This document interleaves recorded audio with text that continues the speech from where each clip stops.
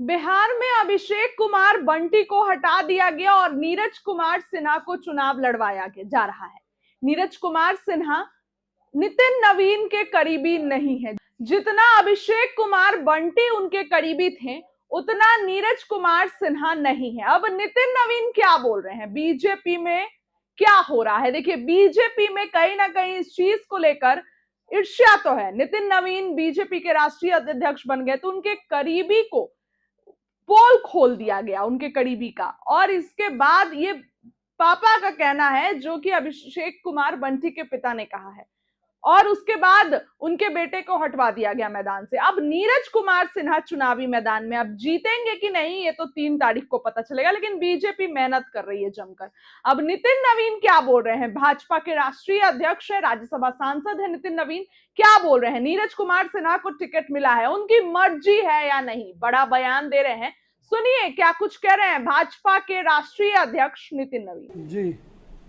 सभी लोग को बहुत बहुत धन्यवाद।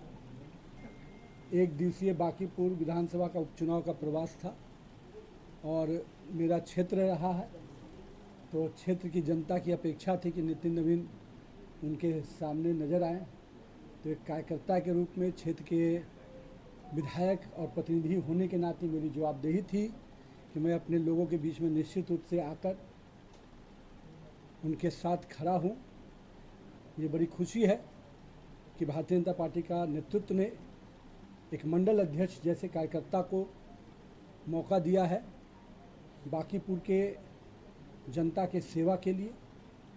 और मेरा विश्वास है कि पिछले लंबे समय से क्षेत्र की जनता के साथ जो हमारा पारिवारिक संबंध रहा है, मेरे पिताजी स्वर्गीय नवीन किशोर प्रसाद सिन्हा ने जिस क्षेत्र को संघर्ष करते हुए सींचने का काम किया, मैं कह सकता हूं उनके आशीर्वाद से, जनता के विश्वास से और हम कार्यकर्ताओं के साथ से मैंने भी 20 वर्षों तक इस क्षेत्र के लोगों के साथ कदम से कदम मिलाकर सुख दुख में उनके साथ सहभागी बनकर उनके साथ काम करना सीखा भी, काम को आगे बढ़ाना भी सीखा।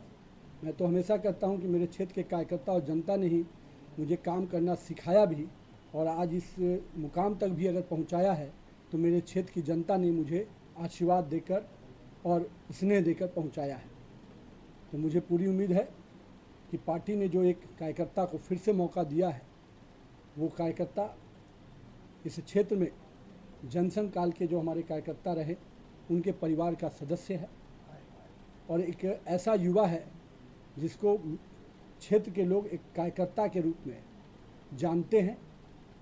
वो हर लोगों की समस्याओं के साथ खड़ा रहता है। लोगों में कह सकते हैं कि उसकी पहचान बड़ी नहीं है, पर उसका सेवा जिस क्षेत्र में वो काम करता है वो बहुत बड़ा है। मुझे उम्मीद है कि बांकीपुर के लोग का भी वही आशीर्वाद और स्नेह जो मुझे मिला, भारतीय जनता पार्टी को मिला, वो स्नेह और आशीर्वाद नीरज सिन्हा को भी पूरी तरह से मिलेगा।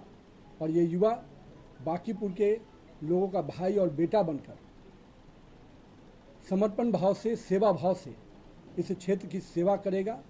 और बांकीपुर का जो विकास पिछले 20 वर्षों में, या हम कह सकते हैं कि पिछले 5 वर्षों में जो पार्टी ने मुझे मंत्री के रूप में भी मौका दिया, हम लोगों ने कई ज्वलंत विषयों को समाधान के रास्ते, लोगों को इस समस्याओं को निराकरण के रास्ते और आम लोगों को एक अच्छा जीवन देने के वास्ते हम लोगों ने पूरा प्रयास किया है।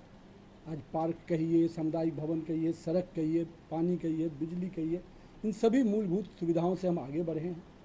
और मुझे उम्मीद है चाहे वेंडिंग जोन हो, चाहे कम्युनिटी टॉयलेट हो, ये सब चीज़ें हमारे निश्चित रूप से सरकार के विजन में है। और मुझे बड़ी खुशी है कि बिहार पटना की नगर निगम ने अपना पहला सॉलिड वेस्ट मैनेजमेंट का भी सक्सेसफुल टेंडर किया है। और निश्चित रूप से एक बड़ी संस्था यहाँ के सफाई के लिए, यहाँ के स्वच्छता के लिए आगे बढ़कर काम करेगी।